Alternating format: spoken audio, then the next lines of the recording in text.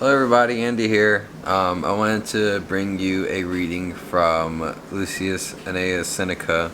He was a prominent Roman Stoic philosopher, and he wrote these letters that I'll be reading. I'll be reading one of his letters. At the end of his life, he wrote these letters to his friend Lucius, who was the governor of Sicily at that time. Today I'll be reading letter 105. This book was gifted to me from a supervisor I had at one of my previous jobs, and I didn't know what Stoicism was at all.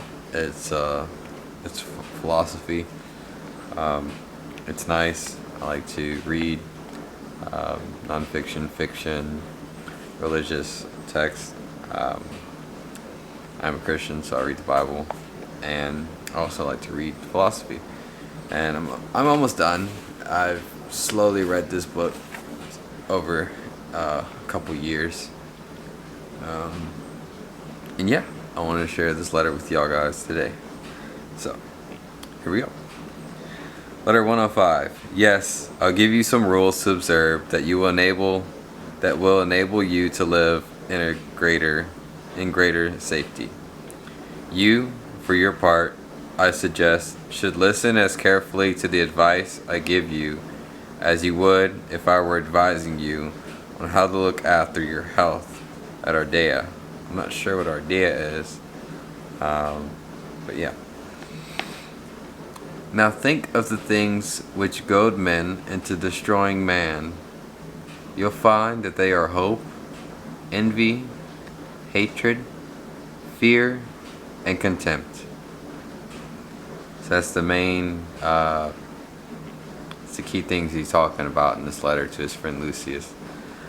Hope, envy, hatred, fear, and contempt. Contempt is the least important of the lot, so much so that a number of men have actually taken shelter behind it for protection's sake. For if a person feels contempt for someone, he tramples on him, doubtless, but he passes on.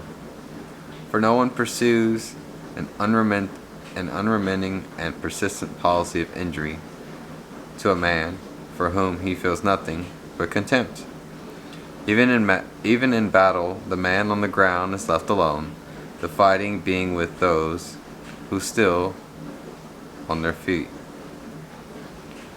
So, in this, what I'm getting from it is that one thing that sticks out to me is no one pursues an unremitting and persistent policy of injury for a man for whom he feels nothing but contempt. So yeah, what I'm getting from this portion here when he's talking about contempt is that, people are just looked over whenever they notice that someone is contempt in life. And that is like destroying another person, because if you see your friend and they're just so contempt in life, they've just gotten kind of stale and are not growing. Coming to hope, so long as you own nothing likely to arouse the greed or gasping instincts of others, so long as you possess nothing out of the ordinary, for people covet even the smallest things if they're rare or little known, you'll have nothing to worry about from the hopes of grasping characters. So this is talking about like people around you. Even if you have the tiniest thing, people are gonna want to take that from you. So be conscious of that. Envy. You'll escape if you haven't obtruded yourself on other people's notice, if you haven't flaunted your possessions, if you've learned to keep your satisfaction to yourself. So in the previous part where he's talking about hope, actually he's talking about envy. So he tells people you'll escape it if you don't obtrude yourself on other people's notice. So if you don't sit there and flaunt, ooh, look what I got. If you haven't flaunted your possessions, physical possessions, um, if you have, if you've learned to keep your satisfaction to yourself, so sometimes keep things to yourself. I think that's definitely something I can work on. Not just material things, but position that I hold. Yeah. There's no need to like flaunt on people to make them envious, because it causes division between you and the other person. Hatred either comes from giving offense, and that you'll avoid by refraining from deliberately provoking anyone, or is quite uncalled for. So hatred comes from two places, he says. From giving offense, so doing something to someone that they would make them hate you for, or it could just simply be uncalled for. Something could happen between people and be not really seen ahead of time, or you can do something to someone else. Actually, I think it's more of you can do something to somebody else and it be uncalled for, like do somebody wrong, and that will cause hatred. Here, your safeguard will be ordinary tact. It is a kind of hatred that has been a source of danger to a lot of people. Men have been hated without having any actual enemy. As regard for being feared, let me pause there before we go into feared. But being hated, some people are just hated because they exist. Some people might like this video. Some people might hate it just because it exists and what I'm saying. So yeah, it is what it is. Fear. To be feared inside of your own home, it may be added, is as much a source of trouble as being feared outside of it. Slave or free. There isn't a man who hasn't been power enough to do you injury. Besides, to be feared is to fear. No one has been able to strike terror in others, and at the same time enjoy a peace of mind himself. There remains contempt. So he's saying here, it's pretty dense. To be feared is to fear. So people that rule, whatever it may be, maybe in their job, maybe even in their own home, when you rule from a place of making people fear you, you also fear that they will not follow your command. So it's more of like a big spiral. Yeah. So let's not do that. And if you hold a place of authority, try not to rule with fear. Try to rule with love. That's better. Yeah. Also, they mention slave or free.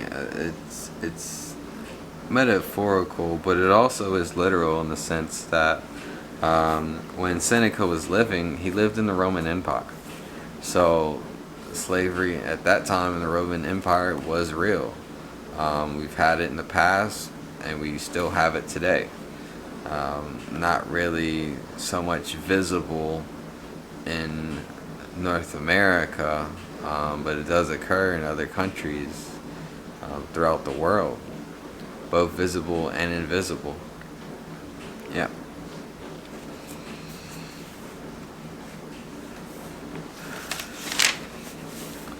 The person who has made contempt his ally, who has been despised because he has chosen to be despised, has the measure of it under his control. Its disadvantages are negated, are negatived by the possession of respected qualities and of friends having influence with some person with the necessary influence. Such influential friends are people with whom it is well worth having ties, without being so tied up with them that their protection costs you more than the original danger might have done. Let's continue. But nothing will help you quite so much as keeping quiet, talking with other people as little as possible, with yourself as much as possible. For the conversation has a kind of charm about it, as insinuating and insidious something that elects secrets from us, just like love or liquor. Nobody will keep things he hears to himself, and nobody will repeat just what he hears to no one. Neither will anyone who has failed to keep a story to himself keep the name of his informant to himself. Every person without exception has someone to whom he confides everything that is confined to himself. Even supposing he puts some guard on his garrulous tongue and is content with a single pair of ears, he will be the creator of a host of later listeners. Such is the way in which was but a little while before a secret becomes a common rumor. So he's saying here, it's better to talk with other people as little as possible and with yourself as much as possible. So everything doesn't need to be said. Pretty much. Yeah. Never to wrong others takes one a long way towards peace of mind.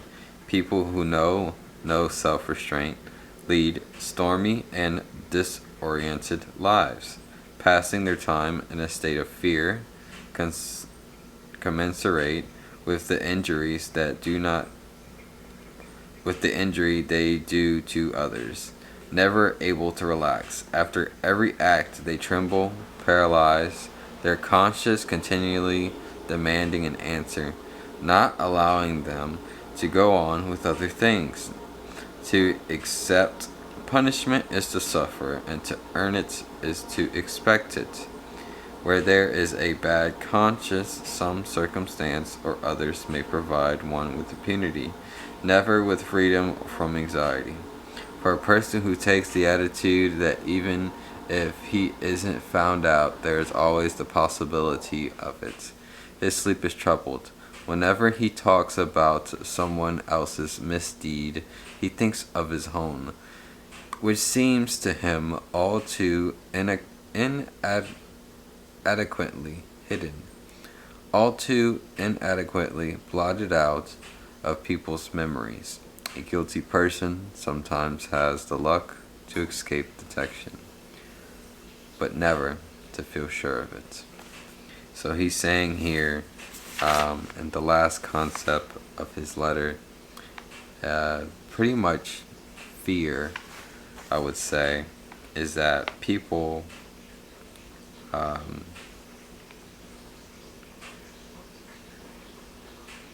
that hold a bad conscience, no matter what it is, will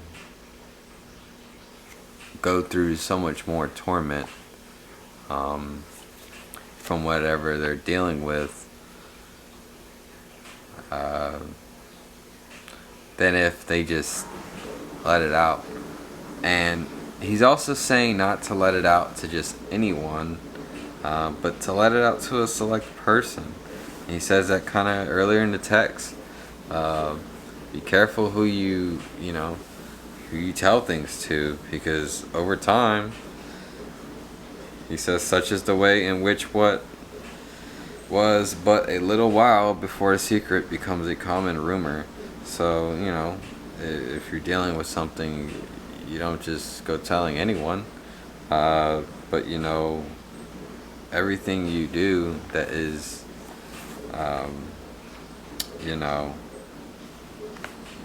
that needs to be said,